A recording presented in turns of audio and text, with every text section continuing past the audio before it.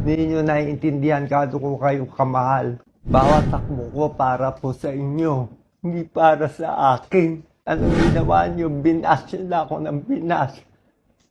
Sumaba-sobra loob ko. May isang basher nagsabi sa akin, Doc Willie, even if you run 10 times again and again, you will lose again and again and again. What did I do to you? Why do you hate me so much?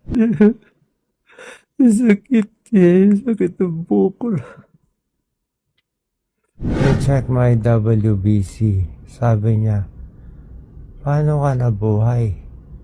Your WBC is 0. If I do not put out this video, I will just die. The news will be, Doc Willie died one day.